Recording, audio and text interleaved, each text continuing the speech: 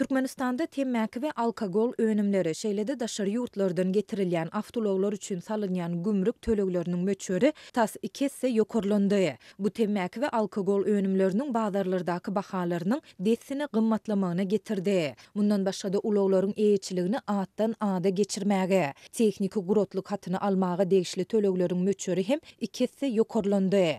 Lewap welaýatynyň gümrük işgärleriniň bir näçesiniň anonimlik şertinde Azatlyk radiosynyň habarçysyna aýtmagyna görä, täze tölegler 1-nji ýanwardan güýje girdi. Her bir önümün gümrük tölegi onun bahasyna görä üýtgýär. Ýöne olaryň her biri ortaça 2 hisse artdyryldy. Awtologlara degişli gymmatlama, hususan olaryň hereketlendirjisi 3 ýa-da 3,5 litre deň bolan ulaglarda hassa köp duýulýar. Dip gümrük işgäri aýtdy. Şol bir wagt ol awtologlaryň gümrük tölegi bilen bagly gymmatlamanyň ýöriteleşdirilen şol sanda tiz kömek we ýangyn söndürji ulaglara degişli däldigini hem bellidi. Mundan başga da 2013-nji ýyldan soň öndürilen ulaglaryň tehnika gurutluk hatyny almaga degişli tölegiň möçberi hem tas 2 hisse ýokarlandy. Mundan ozal 200 manat bolan bu töleg indi 370 manat edildi. Şeýle-de ulaglaryň eýetçiligini bir raýatyň adyndan başga bir adamyň adyna geçirmäge degişli tölegiň möçberi hem 2 hisse ýokarlandy. 2022-nji ýylda 450 manat bolan bu töleg şu ýylyň 1-nji ýanwaryndan başlap 900 manat boldy. Temmäki we alkogol önümleriniň gümrük töleginiň 2 hisse ýokarlandyrylmagy sebitiň bazarlarynda olaryň bahalarynyň hem desini gymmatlamagyna getirdi. Welaýatyň dolandyrş merkezi Türkmenabad şäheriniň dukanlarynda temmäki we alkogol önümleriniň bahasy ortaça 10 manat gymmatlady.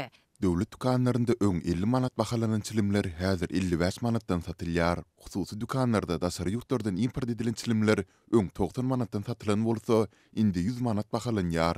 Dip habarçy aýtdy. Türkmenistanda temmäki we alkogol önümleriniň gümrük tölegleriniň möçberiniň 1-nji ýanwardan arttyrylýandygy barada geçen ýylyň 30-njy noýabrynda habar berilipdi. Şonda Türkmenistanyň salgytlar hakyndaky we raýatlaryň saglygynyň temmäki tüssesiniň täsirinden we temmäki önümlerini ulanmagyň netijelerinden gorulmagy hakyndaky kanunlaryna üýtgetmeleriň girdilendigi aýdylyp, ýurduň çägine getirilýän alkogol önümleri üçin salynýan goşmaça tölegleriň 53 götürümden 61 götürme, temmäki önümler üçin salynýan goşmaça tölegleriň 93 götürümden 116 götürme arttyrylýandygy ma'lum edildi. Häkimetler temmäki önümleriniň gümrük töleglerini geçen ýylyň iýulynda hem ýokarlandyrypdylar. Şonda 74 götürme deň bolan bu töleg 93 götürme çykarylypdy.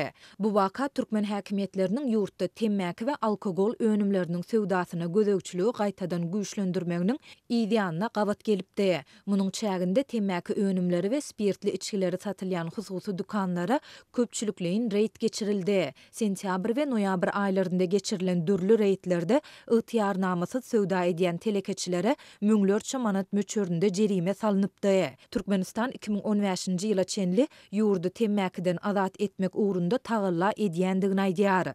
Geçen ýylyň fevralynda Türkmenistany temmäkiden azat ýurda öwürmek boýunça 2022-2025-nji ýyllar üçin milli maksatnama tasdiklandy.